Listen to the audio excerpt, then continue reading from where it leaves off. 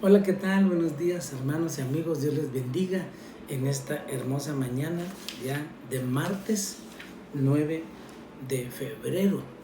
Y damos gracias a Dios porque nos da la vida, la salud, sus bendiciones.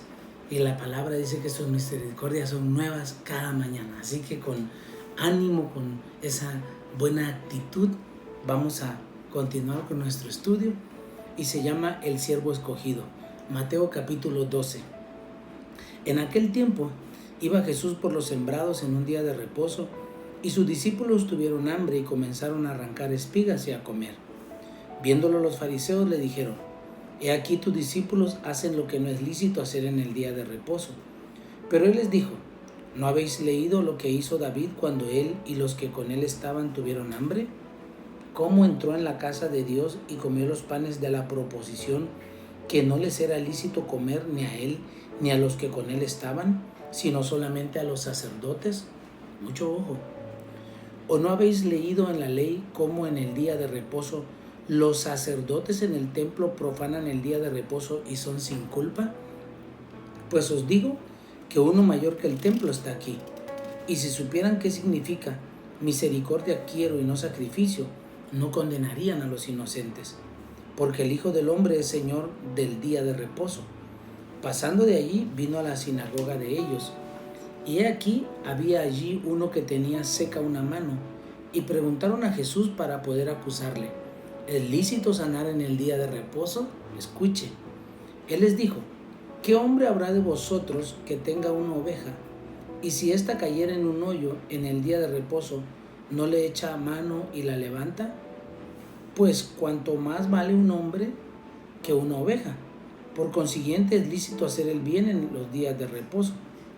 Entonces dijo a aquel hombre: extiende tu mano, y él extendió, y fue restaurada sana como la otra. Y salidos los fariseos tuvieron consejo contra Jesús para destruirle. Sabiendo esto, Jesús se apartó de allí, y le siguió mucha gente y sanaba a todos. Y les encargaba rigurosamente que no le descubrieran, para que se cumpliese lo dicho por el profeta Isaías cuando dijo: He aquí mi siervo a quien he escogido, mi amado en quien se agrada mi alma. Pondré mi espíritu sobre él, y a los gentiles anunciaré juicio. No contenderá ni voceará, ni nadie oirá en las calles su voz. La caña cascada no quebrará, y el pábilo que humea no apagará, hasta que saque a victoria el juicio.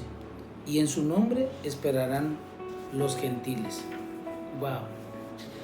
Aquí los discípulos dice que están recogiendo espigas y comen en el día de reposo, y son acusados por los fariseos de haber incumplido la ley, porque en la ley decía que en el día de reposo nadie podía hacer ninguna actividad, ningún trabajo, ninguna obra. Jesús señala que Él es mayor que el templo, el Señor del día de reposo. También dice que es lícito hacer el bien en los días de reposo, y sana a un hombre con una mano seca. Los fariseos confabulan para destruir a Jesús, y por eso Él se va de ahí, porque según ellos Jesús estaba incumpliendo la ley. Ahora vamos a ver la meditación. Eran muchos los estatutos que los judíos habían redactado para regular el día de reposo, reglamentos difíciles de cumplir. Era día de reposo cuando los discípulos de Jesús arrancaron espigas de los sembrados y comieron. Vistos por los fariseos, son acusados de incumplir la ley. Entonces Jesús les enseña el espíritu de la ley, escuche, y cómo Dios quiere misericordia y no sacrificio, usando el ejemplo de David y los sacerdotes. David no podía comer lo que estaba en el templo, ni mucho menos los que iban con él. Eso solamente lo hacían los sacerdotes, y sin embargo David los comió y no pasó nada. Dios no lo destruyó. Jesús es mayor que el templo y el Señor del día de reposo. Sus juicios son siempre correctos. Jesús sana a un hombre con una mano seca en el día de reposo, para enseñarnos cuál es el verdadero sentido del reposo y el interés de Dios. No permitamos que los valores esenciales sean menoscabados por los ritos religiosos.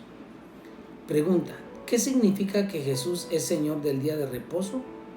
Bueno, lo principal era la esencia del espíritu de esa ley, que Él tiene misericordia de nosotros, que Él es nuestro verdadero reposo. Él cumplió la ley y ahora nosotros descansamos en Él. ¿Cuál es el área de mi vida espiritual que ha perdido su esencia y se ha visto reducida solo a una formalidad? Esta es una pregunta muy personal.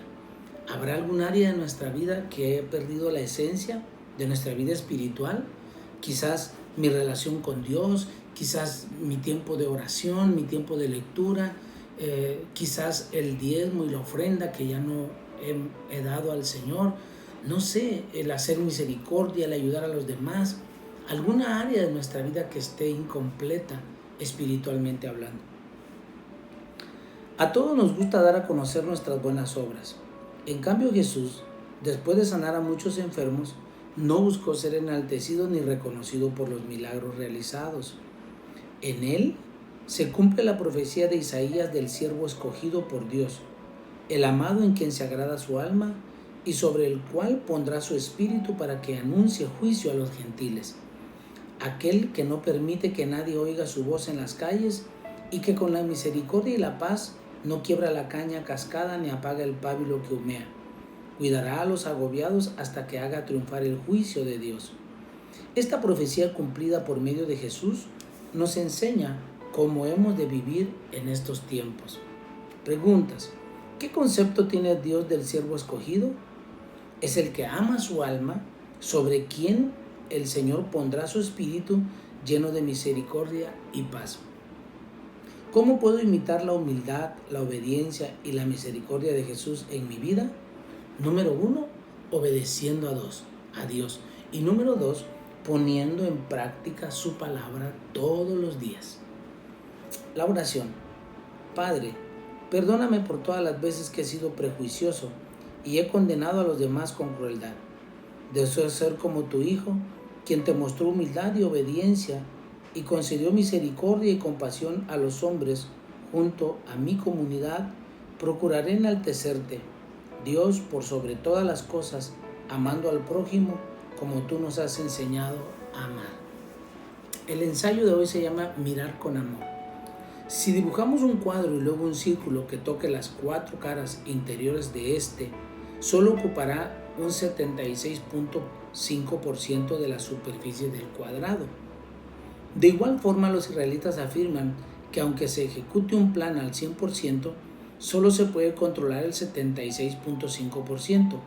Por eso, si un hijo obtiene un 7 en una calificación, a los padres igual celebran su esfuerzo como si hubiera alcanzado un 8 o un 9. Y si saca un 6, creen que merece pasar a la siguiente etapa. El mismo concepto lo usan para la política, la economía, la educación, la cultura, la diplomacia, etc. Como maestros siempre esperamos que nuestros discípulos den fruto. Sin embargo, por más que el 100% sea el cumplimiento perfecto, consideramos el 60 o 70% como un resultado equivalente. En lugar de irritarnos porque revisan el celular durante el culto, porque miran por la ventana durante las reuniones o llevan semanas sin saludar, concentrémonos en sus virtudes. Cuando logremos esto, reaccionarán positivamente a nuestras expectativas. Dios nos ve de manera positiva, por lo tanto, mírese también a sí mismo con el amor del Señor. Si lo hace, podrá gozar de paz y tranquilidad.